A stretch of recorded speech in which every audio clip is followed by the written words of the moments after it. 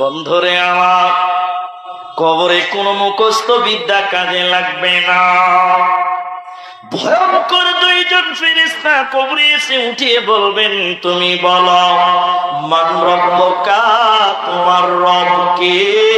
মা দীনুকা, তোমার দিন কে? ওয়া নবিয়ুকা, তোমার নবী কে? তুমি বলো। এক চান্সে তোমাকে উত্তর দিয়ে বেরিয়ে যেতে হবে। সেটা মুখস্থর মাধ্যম দিয়ে নয়, সেটা হবে আমাল আর ঈমানের মাধ্যম দিয়ে হবে। কোন লোক যদি কোনদিন মুখস্থ না করে, আমাল আর ঈমান যদি ঠিক থাকে, ওই লোক কবরে উত্তর দেবে, ওর কোনো চিন্তা হবে না, হবে না। একজন বলছে, হুজুর মুখস্থ করলে হবে না। মুখস্থ? আরে মুখস্থ করলে যদি কবরে পার করা যায়, তাহলে আমার এই বাপজির মতন মুলবি সাহেবেরা জান্নাতে রিজার্ভেশন বাস করবে, কারণ ওরা তো আগেই মুখস্থ করে নিয়েছে। হ্যাঁ না বলুন? মুখস্থ দিয়ে কোনো লাভ হবে না। এটা উপন্যাস শোনাই, তাহলে শোনেন। একটা নাস্তিক ছেলে কলকাতাতে পড়ে, ছেলেটার বাপ নাই, মা বেঁচে আছে। মা বুখারী, মুসলিম, তিরমিজি, আবু দাউদ, নাসাই, কোরআন কিচ্ছু বুঝে না, খালি মা বুঝে কবর। কি বুঝে সবাই বলুন? কবর। ছেলে নাস্তিক, নামাজ পড়ে না। সকালবেলা ভাত খেতে গেছে, নাস্তা করতে গেছে, মা বলছে, বেটা ফজরের নামাজ পড়লি? নামাজ পড়ে কি হবে মা? তখন মা বলছে, বেটা কবরে কি উত্তর দিবি বাপ? আবার দুপুরে ভাত খেতে গেছে, মা বলছে, জোহরের নামাজ পড়লি? বেটা বলে, না মা, নামাজ পড়ে কি হবে? বলে, কবরে কি উত্তর দিবি? মানে ওর মা কবর ছাড়া কিচ্ছু বুঝে না, আর ছেলে নামাজ পড়ে না। বড় দুঃখের ব্যাপার। ছেলে শিক্ষিত নাস্তিক ছেলে, সন্ধ্যাবেলা খাতা কলম নিয়ে মসজিদে চলে গেছে। মুড়িসের দেখছে জানলাতে মুখ বার করে, ওরে সর্বনাশ, শয়তান মসজিদে চলে এসে, কি ব্যাপার? মুলি সাহেব মনে এটা বলছে, আর মনে মনে বলছে এই কথা, আর মুখে বলছে, জি জি জি, বলেন বলেন বলেন, কি বলছেন বলেন। বলছে, আপনারা কবর, কিয়ামত, জান্নাত, জাহান্নাম করে মানুষের বিবেককে শেষ করে দিয়েছেন। আমার মা খালি বাড়িতে ঘেনার ঘেনার ঘেনার ঘেনার করে কবর কবর কবর কবর করছে। আচ্ছা কবরে কি প্রশ্ন করা হবে বলেন দেখিনি একটু? মুলি সাহেব হাদিস বলছে, কবরে যখন যাবে 3টা প্রশ্ন করা হবে। বলে, থামেন, আমি লিখবো। আমি লিখবো। কি প্রশ্ন? রব্বি আল্লাহ, দ্বীনুল ইসলাম, আর ওমান নবিয়ুকা, তোমার নবী কে?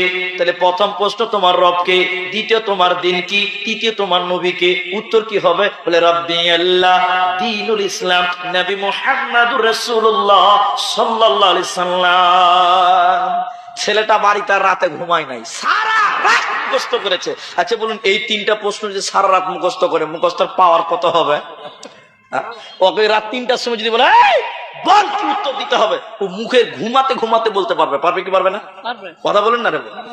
সকালবেলা ফজরের নামাজ পড়েনি ছেলে, নাস্তা করতে গেছে মায়ের কাছে। মা নাস্তা দিচ্ছে, আর বলছে, বেটা ফজরের নামাজ পড়লি? বাপ নামাজ পড়ে কি হবে মা? তার মা বলছে, কবরে কি উত্তর দিবি বাপ? বলে, মা তুমি শুনে নাও। কি উত্তর দিব? শুনে নাও। কি উত্তর দিবি? নবী বলেছেন, মানুষ যখন কবরে যাবে 3টা প্রশ্ন করা হবে। প্রথম প্রশ্ন করবে, বলবো রব্বি আল্লাহ। দ্বিতীয় প্রশ্ন করবে, বলবো দ্বীনুল ইসলাম। তৃতীয় প্রশ্ন করবে, বলবো নবী মুহাম্মদুর রাসূলুল্লাহ সাল্লাল্লাহু আলাইহি সাল্লাম। মা খালি শুকনো ঢুক গেছে, ওরে সর্বনাশ, ছেলে তো হাফেজ হয়ে গেছে। ছেলে এবার উল্টা কোমর সোজা করে বলছে, মা তোর মুখস্থ আছে? মা বলছে, মাথা কোথা ঠুপুরা? মা দেখছে ছেলে হাফেজ হয়ে গেছে, একই কি করে বুঝাবে? ছোট্ট করে মা একটা গল্প শোনাচ্ছে আপনাকে, আমি 1 মিনিটও লাগবে না বলছি।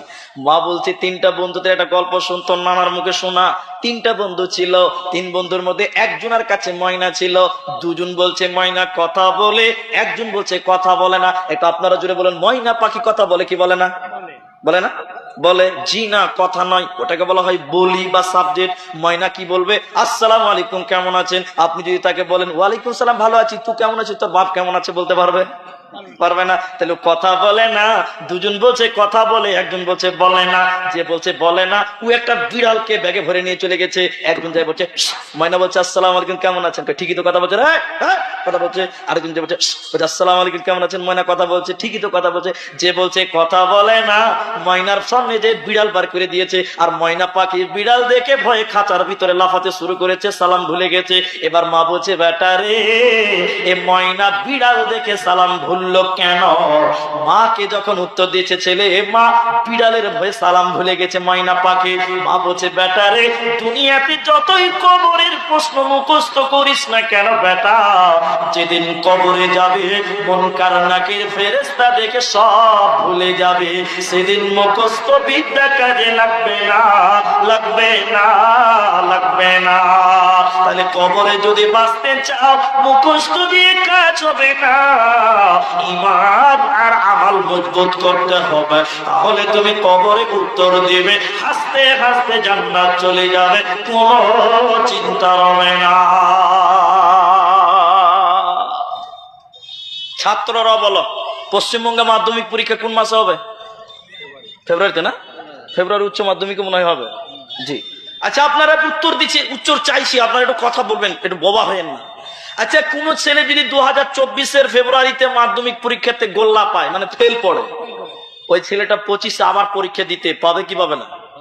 বলুন, আপনারা বলুন। আরে বাবা, পাবে। 25-এ ফেল করলে 26-এ চান্স পাবে কিনা? পাবে। কিন্তু বলুন, মাধ্যমিক পরীক্ষা 25-এ 24-এ ফেল করলে 25 করলে 26-এ চান্স পাবে। এবার আপনারা বলুন, মাধ্যমিক পরীক্ষার কোশ্চিন গুলো সরকার অপিন করেছে না গোপন রেখেছে? গোপন। যদি অপিন করে দেয়, সবচেয়ে যেটা বই একার পায়াকার রং বেকার, ও ফার্স্ট ডিভিশনে পাস করবে, করবে না? তার মাধ্যমিক পরীক্ষার কোশ্চেন গুলো গোপন, কিন্তু একবার ফেল করলে দুবার করলে 3বার পাবে। কিন্তু আল্লাহর পরীক্ষা কত কঠিন বন্ধুরে, কবরে এক চান্সে তোমাকে পার করতে হবে, দ্বিতীয় চান্স বলে কোনো অপশন থাকবে না। আর কবরের কোশ্চেন গুলো আল্লাহ ওপেন করে দিয়েছে। ওরে বান্দা, কবরের কোশ্চেন আমি জানিয়ে দিলাম, রেডি হয়ে কবরে এসো, কবরে দ্বিতীয় চান্স পাবে না, এরই নাম কবর। হযরত যায়েদ বিন সাবিত রাদিয়াল্লাহু তাআলা আনহু তিনি বর্ণনা করছেন, শুনে নাও। বিশ্বনবী কোন একদিন গাধার উপরে আরোহণ করতে করতে, নবীজি কোনদিন খচ্চরের উপরে আরোহণ করতে করতে কোন বাগানের সামনে দিয়ে যাচ্ছিল। হঠাৎ করে গাধাটা নবীজিকে লাফিয়ে লাফিয়ে ফেলে দেওয়ার মতন অবস্থা, নবীজিকে মনে হচ্ছে পেট থেকে ফেলে দেবে। আল্লাহর নবী গাধার পেট থেকে নেমে দেখলেন ওই জায়গাতে 4টা 5টা কবর দেখতে পেলেন। নবীজি সেখানকার লোকদের বললেন, সঙ্গী সাথীরা তোমরা বলো এই কবর গুলো কাদের? তাদেরকে তোমরা চেনো, যারা মাইয়াত কবরে রয়েছে তুমি তাদের চেনো কি তোমরা? একজন বলছে, হুজুর আমি চিনি। তারা কারা? এরা সকলে মুশরিক ছিল, মুশরিক অবস্থায় মারা গেছিল। নবী গো, ঈমান হারাতে তারা মরে নাই, মুশরিক অবস্থায় তারা কবরে চলে গেছে। আল্লাহর নবী বললেন, সঙ্গী সাথীরা, কবর পরীক্ষার ঘর, কবরে কঠিন পরীক্ষা নেওয়া হয়। আমি নবী কবরের শাস্তি জানি, আল্লাহ আমাকে জানিয়েছেন। হে আমার সঙ্গীরা, আমি আল্লাহকে বলে দিতাম, আল্লাহ তুমি তোমার বান্দাদেরকে কবরের আযাব শুনিয়ে দাও। আমি আল্লাহকে বলে দিতাম, আল্লাহ তাবারাক ওয়া তাআলা পৃথিবীর মানুষকে কবরের আযাব আপনি শুনিয়ে দেন। কিন্তু আমি আল্লাহকে বলছি না কেন? শুনে নাও, মানুষ যদি কবরের আযাব শুনতে পায়, মানুষ যদি কবরের আযাব শুনতে পায়, কেউ তার মাকে কবরে দাফন করত না। মানুষ যদি কবরের আযাব শুনতে পায়, পৃথিবীর কোন মানুষ তার সন্তানকে কবরে দাফন করত না। কবরের আযাব শুনতে পেলে মানুষেরা ভয়ে কবর দেওয়া ছেড়ে দিত। না হলে আমি আল্লাহকে বলতাম, আয় আল্লাহ, আমার উম্মতকে আপনি কবরের আযাব শুনিয়ে দেন। আল্লাহ শুনিয়ে দিত, কিন্তু তোমরা ভয় পেয়ে যাবে সেজন্য বললাম না। এরপরে নবীজি বললেন, উম্মত আল্লাহর কাছে দোয়া করো, আল্লাহ তোমাদের যেন জাহান্নামের আযাব থেকে মুক্তি করে, আল্লাহ তোমাদের যেন কবরের আযাব থেকে মুক্তি করে। সাহাবীরা দোয়া করলেন, ওগো আল্লাহ, আপনি আমাদের কবর এবং জাহান্নামের আযাব থেকে মুক্তি করে দেন। নবীজি বললেন, কবর কঠিন পরীক্ষা পরীক্ষার ঘর, এক চান্স সেখানে পাস করতে হবে, কবরে দ্বিতীয় চান্স পাওয়া যাবে না, যাবে না, যাবে না। কি করলি তুই ভাবিয়েছে, মায়া জালে গেলি ফেসে, কি করলি তুই ভাবিয়েছে, মায়া জালে গেলি ফেসে, আজরাইলে সে ধরবে কোসে, কে বাঁচাবে তোর প্রাণ। ওরে মুসলমান তোরা হারাস না ঈমান, ওরে মুসলমান তোরা হারাস না ঈমান। যদি করিস নামাজ রোজা থাকবে না তোর পাপের বোঝা, যদি করিস নামাজ রোজা থাকবে না তোর পাপের বোঝা, মরণকালে পাবি রে তুই জান্নাতি আদাত। ওরে মুসলমান তোরা হারাস না ঈমান, ওরে মুসলমান তোরা হারাস না ঈমান। অতএব বন্ধু রে, কবরে কঠিন পরীক্ষা নেওয়া হবে, সেদিন পালাবার উপায় রবে না। রেডি করে নাও, এক চান্সে পার হতে হবে। সকলেই বলেন তাহলে কবরে প্রশ্ন কটা? আরে বাবা একটু জোরে বলেন, কটা? তিনটা। আচ্ছা কার কার মুখস্থ আছে হাত তোলেন। তিনটে প্রশ্ন কার মুখস্থ আছে? এতগুলো লোক কার মুখস্থ নাই বলছে না, বাস হয়ে গেছে। মনে হয়েছে আজকের সিচুয়েশন থেকে মনে হয়েছে যে নরেন্দ্র মোদী ঘোষণা করেছে হাত তুললে ট্যাক্স লাগবে না, এরকম খবর হয়েছে নাকি রে বাবা? জি, তাহলে তিনটা। এবার উত্তর কে দিবে? যে তারপরে কবরের আযাব গুলো একটু একটু করে তুলে ধরার চেষ্টা করো, ধৈর্য ধরতে হবে, একটু একটু করে আগাবো। প্রথম প্রশ্ন, মান রব্বুকা, তোমার রব কে? কে বলবে আমার রব আল্লাহ?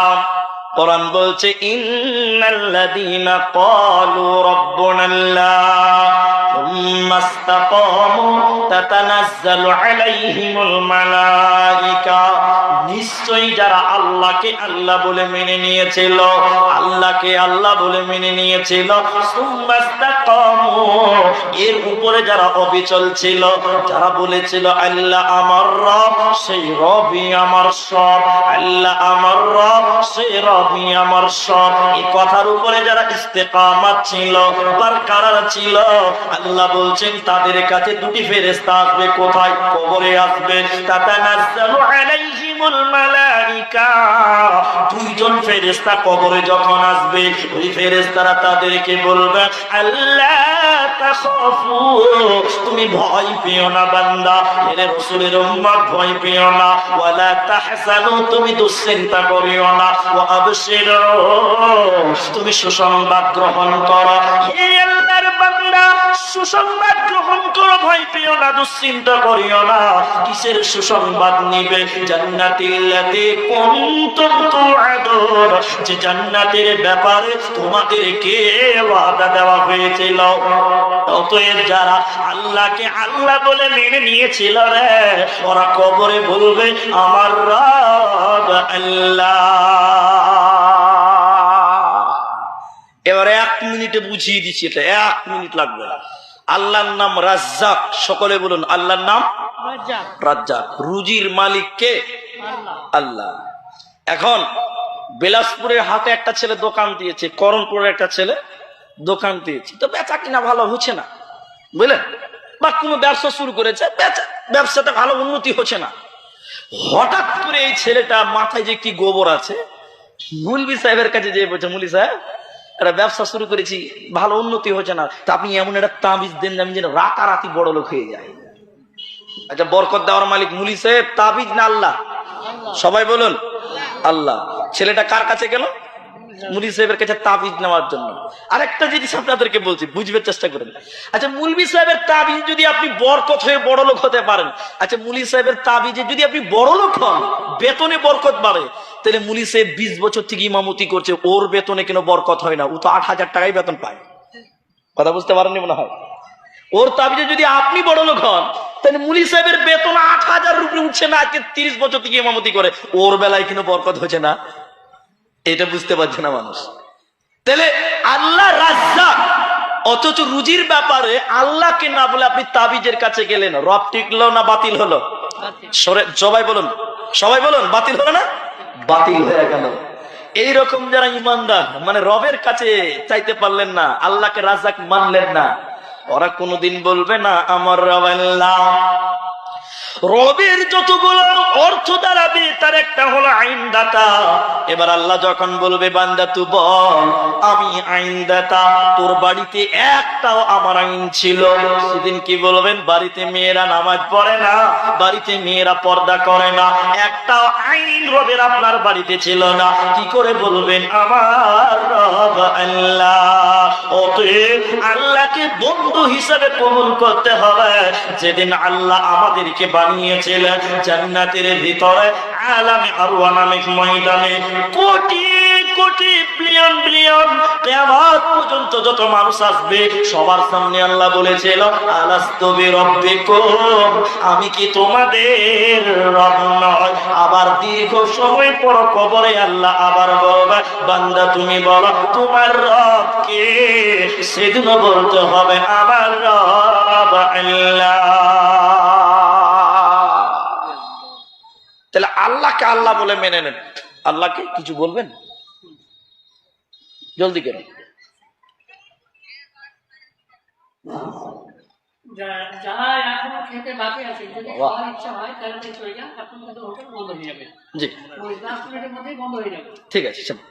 যারা খেতে বাকি আছেন, এখনো রাত হয়েছে অনেক, যদি না খেয়ে থাকেন যে মাদ্রাসা নষ্ট না করি খেয়ে আসবেন, কিন্তু সবাই যাবেন না, তাহলে বায়নের 12টা বাজবে।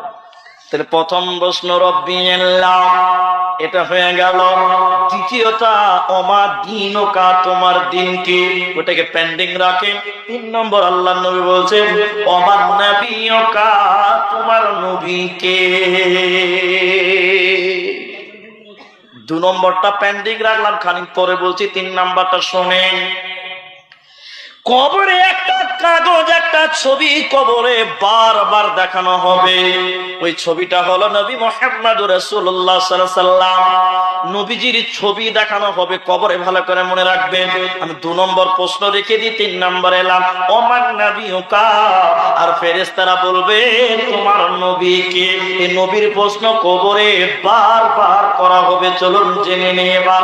হাদিসের রাবী হযরতে আনাস রাদিয়াল্লাহু আনহু নবীজি বলছেন কোন ঈমানদারকে যখন কবরে দাফন করা হবে, নামাজি পরেশগার লোককে যখন কবরে দাফন করা হবে, দুটি ফেরেশতা এসে উঠিয়ে বলবে বলো এই লোকটা কে? এই লোক মানে হচ্ছে নবী মুহাম্মদ সাল্লাল্লাহু আলাইহি সাল্লাম। ওই ফেরেশতা ঈমানদারকে বলবে তুমি বলো এই লোকটাকে, তাকে তুমি কিভাবে চিনতে? ঈমানদার তখন বলবে আমি সাক্ষ্য দিচ্ছি তিনি আল্লাহর বান্দা এবং তার রাসূল।